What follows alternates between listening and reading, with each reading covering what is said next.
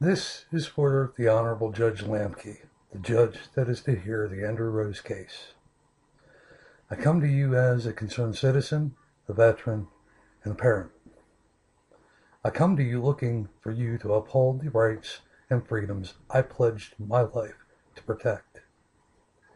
I come to you expecting you to protect Andrew as your DA should have, just as I was once protector of this nation. I come to you expecting you to uphold your duty to community and their most vulnerable, Andrew being one of those most vulnerable.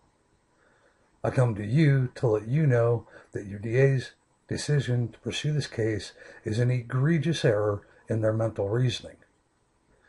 I come to you hoping you will have the honor, wisdom, and decency to right what your staff so carelessly put into motion, devoid of common sense or sound reasoning. This is to let you know that a nation is watching. It is to let you know that a nation is trying to figure out why one of your DAs decided to do this to an autistic teen, his family, and your community. We are trying to understand why a DA would have used their power in such a way contradictory to the tenets of their post, the protection of our society. We grapple with the complete lack of common sense on the part of your DA concerning the situation. Some of us even wonder how such people, devoid of said common sense, compassion, etc., maintains their position within your court. To many of us, what has happened to this child and family is a complete contradiction of what we're taught from childhood justice is to be, and directly violates the trust we're taught to place in such officials. Andrew's removal from school because of the actions of your staff is in no way justice. The effects to his sister, his family, the community caught within this is not justice. The horror of those watching as this travesty and gross oversight of common sense unfolds is not justice. Andrew, his sister, his parents, his family, and your community have been violated from a DA's failed stewardship of power. Ones watching are trying to reason how this happened when the federal government quite clearly had more common sense than your DA, and we are all at a loss as to what would motivate your DA to do something our own government clearly saw no reason in pursuing.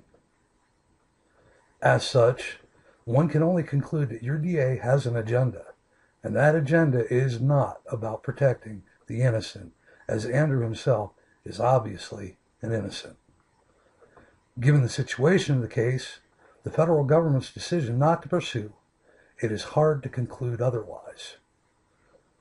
It is unconscionable that a man in his position would push this absurdity, given the facts of the case, while costing your community misused taxpayer revenue and waste of resources for a case that can only have one logical outcome, and should have never made it to the court system to begin with.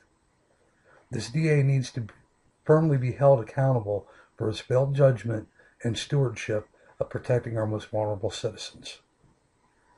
We look to you, kind sir, to use your wisdom to right this wrong, not only for Andrew, but to help set precedent for every child like and similar to Andrew throughout the nation caught in these trolling alphabet soup agency endeavors. We look to you to protect Andrew where the DA failed doing so. We look to you to hold the DA accountable for his failures, as he is part of your system. We realize that the DA might be a friend or someone you've worked with for many years, but the DA is not the victim in this case. Andrew, his parents, his family, and your community the DA failed are the real victims. So, kind and honorable judge, in closing again, this is to let you know that we're watching. The ones watching are not just people within your community. It is those of us from various parts of the nation, and in some cases, even the world. We expect you to fulfill your stewardship of the power given you in order to right this wrong against Andrew and his family and your community. We expect you to hold the DA accountable for his failures. We expect you to protect Andrew where our government and your DA have failed. And had such blind entrapment not existed, Andrew would not even be in this situation to begin with. No child, autistic or otherwise, should be put through such torture and stripping of not only their childhood, but also their innocence. The collateral damage to their families and communities is also unacceptable. We expect the honor and wisdom from you, your office, and experience to prevail when it clearly did not prevail within the mind of your DA. We expect you to show and remind us what the rule of law is, that it is what we were taught it is, and that you, kind sir, have the intestinal fortitude to do what your DA has failed doing. Exonerate an autistic teen and his family that should have never been victimized like this. Place your DA in check. Show me and the many others watching that you realize and uphold what I was willing to give my life for. We are watching and waiting. Thank you for your time.